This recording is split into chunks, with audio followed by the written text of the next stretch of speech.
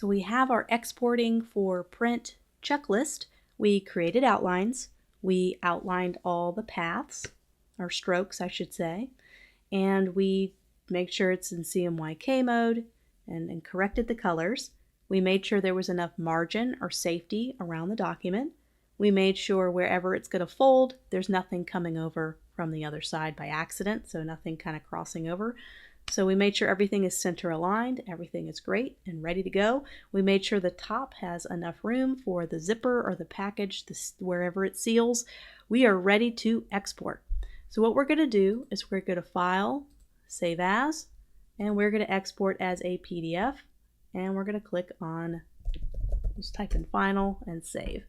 And so there's some default ones. There's one called Press Quality, which I believe is a default one. So go ahead and click on Press Quality. We're going to unselect Preserve Illustrator Editing Capabilities because that will add a lot to the file size and the printer does not need to edit it once you have everything final and ready for pre-press. There's not a lot for them to do. So go ahead and unclick Preserve Illustrator Editing Capabilities, and that is okay. We're going to go down to Compression. We're going to make sure we have 300 ppi for both of those, and that's by default, so you don't even have to change anything. Marks and bleed, if you want to have trim marks, great, but we don't have any bleed for this because it was not required for this type of package design. So we're going to leave this completely alone, but this is where you would add your trim marks and add any bleed marks as well, and we'll definitely be doing that later on in the course. Output, go ahead and make sure that's CMYK, and I never hardly worry about security or summary. So there we are, we're ready to go. We're going to go ahead and save PDF, and we send that to the printer. Let's take a quick look at what it looks like.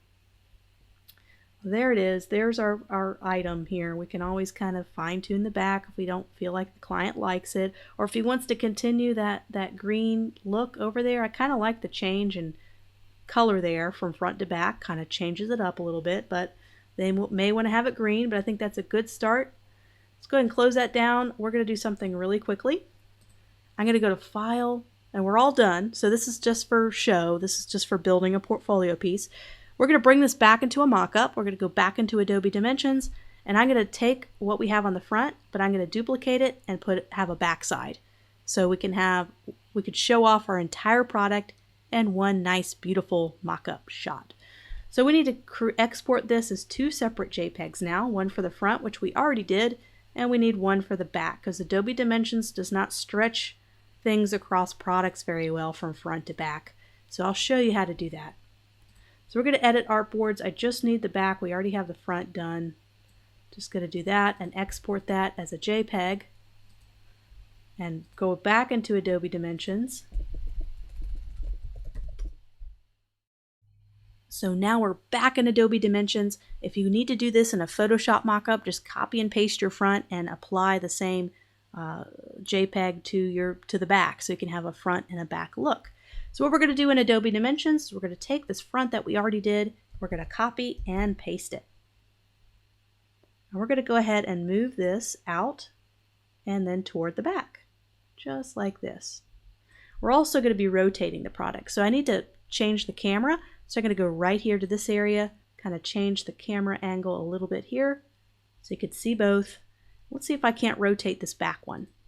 Let's rotate it so you can see the back of the package, which I think it's the same as the front, so I don't think it matters too much. We're going to go to this food pouch, which is now going to be the back. We're going to delete the old material, and we are going to place on a new back JPEG. So this is our back. We're going to do the same thing, and this is already rotated a little bit, this package, so I have to kind of rotate this a little bit to match it, and that's okay. It's kind of an extra step I have to do since it's already angled. And this will give us a good idea of how the back looks, because when you just see it plain in Adobe Illustrator as a flat design, sometimes it lacks a certain pizzazz. But see, looking at it on a real 3D product makes it look a lot better than it did in Adobe Illustrator. Let's make that just a little bit bigger. There we go. There it is. So there is our package design.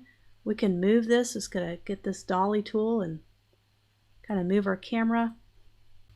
There it is. So there's our back. There's our front. So I'm going to go to render and I'm going to export this. Final 2 and render. So as that renders, we could take a look at how that looks. We did the front and back. We have a nice presentation. We exported the file to the printer, so we know how to kind of go through that file prep. We're going to do that several times with different layout projects and the next couple projects of the class. Hopefully you've enjoyed this. You don't have to use Adobe Dimensions if you don't want to, but just wanted to kind of introduce that as a new tool. This is very similar to the graphic design mastery class I did where we did that lotion design product. So hopefully you've learned something new even if you did take that course. And we're going to move to the next project. I'm not sure what that is yet. I'm going to go back to the drawing board and plan an awesome project for you, and I'll see you there in the next section.